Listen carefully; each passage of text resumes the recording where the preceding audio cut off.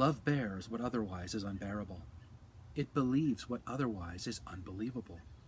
It hopes in what is otherwise hopeless, and it endures when anything less than love would give up. After love bears, it believes. After it believes, it hopes. After it hopes, it endures. There is no after for endurance, for endurance is the unending climax of love. Never surrender. Profiting from the Word. Next on So What?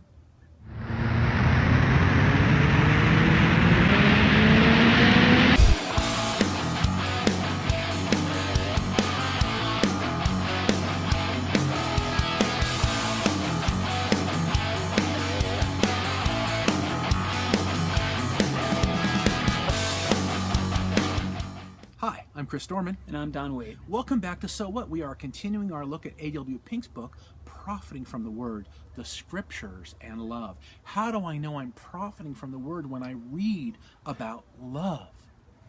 And we've been looking at 1 Corinthians 13 for the last 2,000 years, and what we're seeing is that this great love chapter in 1 Corinthians is all about agape, brotherly, sisterly love. How do we get along in the church? How do we demonstrate Jesus to the world?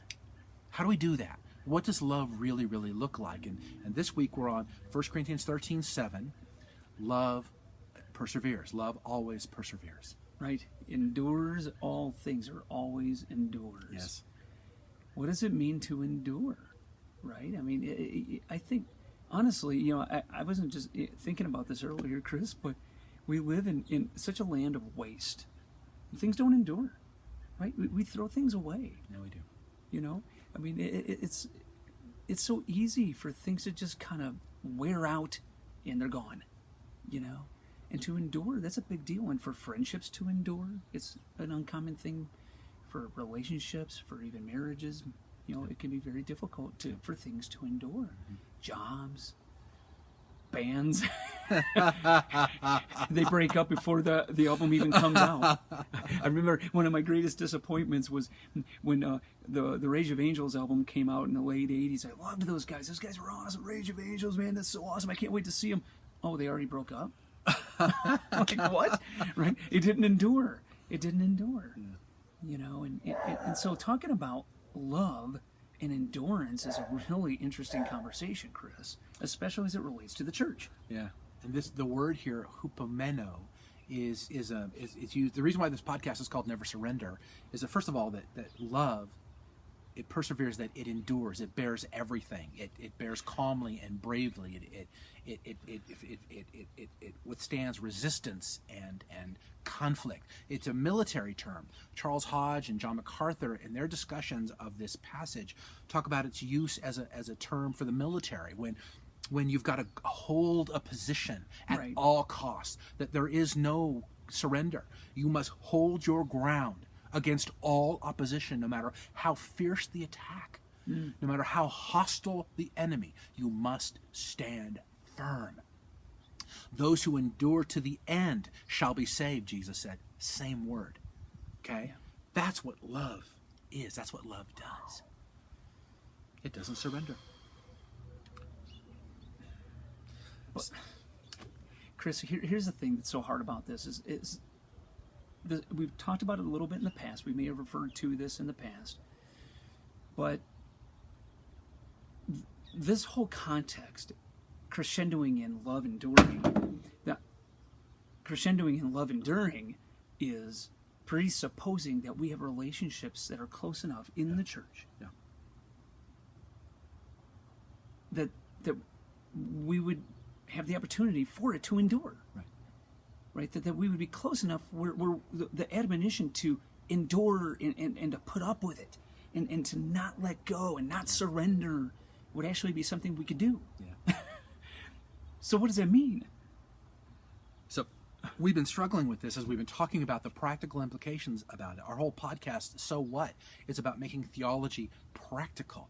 Okay? Right. These aren't ethereal ideas that are somewhere out in the clouds for academics. This is the nuts and bolts of putting one foot in front of the other and living for Jesus in a hostile world.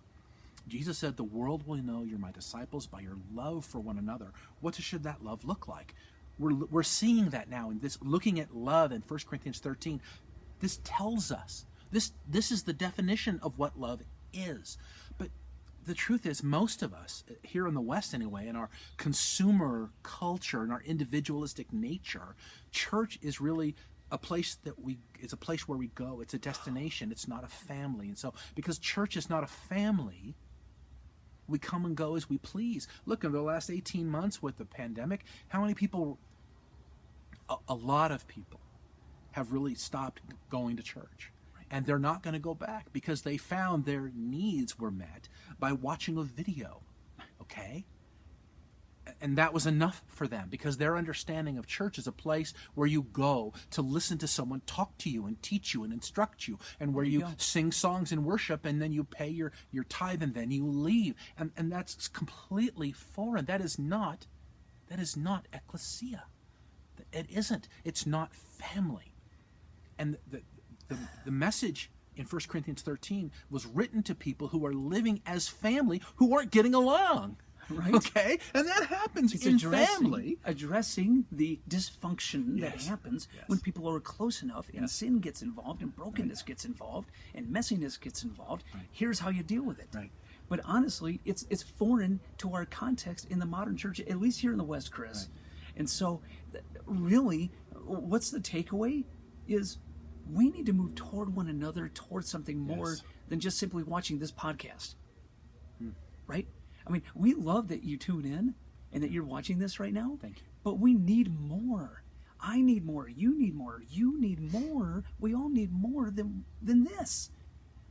And if we had more, then 1 Corinthians 13, an enduring love would have more significance and meaning. And we'd be a lot more frustrated.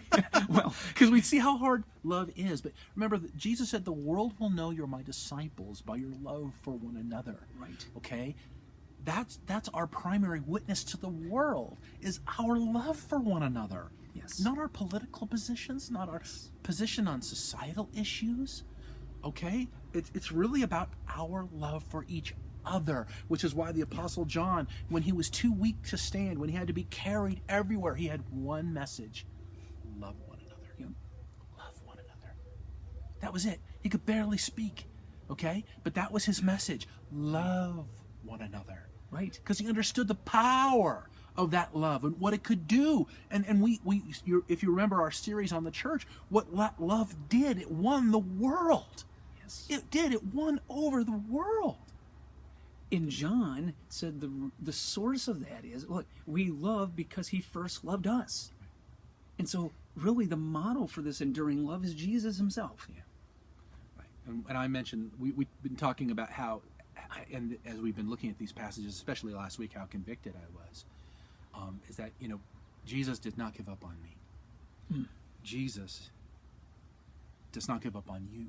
We know in Romans 8 and Ephesians 3, the enduring nature of love, right? How nothing can break that great love that he has for us. Nothing. Right? Nothing. And that we should know how high and wide and deep and all the stuff that love is. The love that Christ has for us. That's the kind of love we're supposed to have for one another. Yikes. Jesus didn't give up on you. We shouldn't be so quick to give up on each other. But the first part of that, before getting the cart, we don't want to get the cart before the horse, is that we have to move toward one another in relationship in such a way that this can even occur. It's true. That's the biggest takeaway to me right now is, how do we start to be the ecclesia? How do we start to actually be the church? Not go to church, but be the church in such a way that these verses actually can apply. Yeah.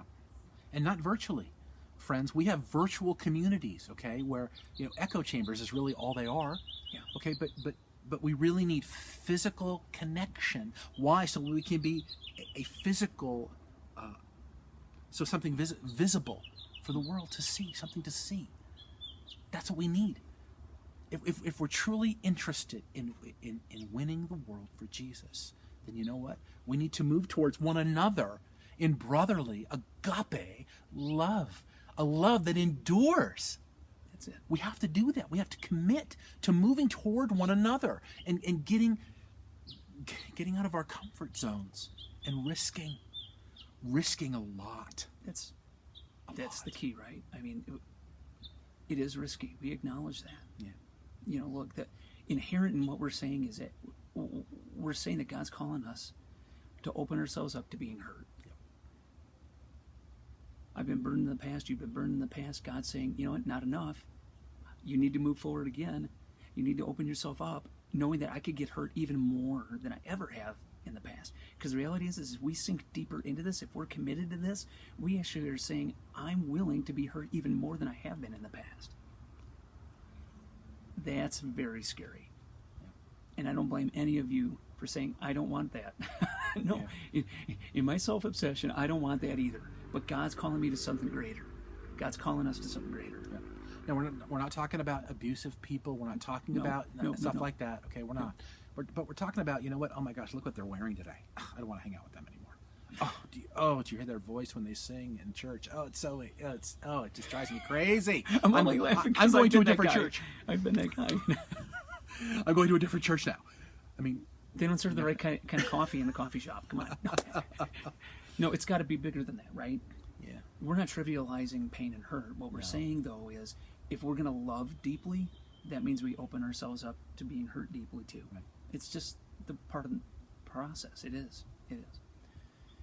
And while it's rational to say I don't want to go headlong into that anymore, the reality is God made us for not only fellowship with Him, the Trinity, but with each other. And Jesus even prayed for it. Yep. In John 17. And told us that that's going to be the testimony of who we are. Yeah. Our love for each other. And that love is a love that endures. Do you really, really, really want to witness to the love of Christ in your life? Then move towards other believers in this kind of love. And I'm moving watch. toward you. And watch what God does. Really. Yeah. That's what won the world before for Christ, and I believe, honestly, that's what can win the world again today. It's not about who you vote for, honestly. It really isn't. It really, really isn't.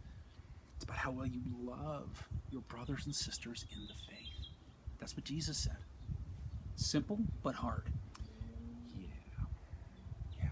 We pray that you could love and love well for the glory of Jesus Christ. Thank you for tuning in, my friends, and I'll talk to you next week. We'll see you soon.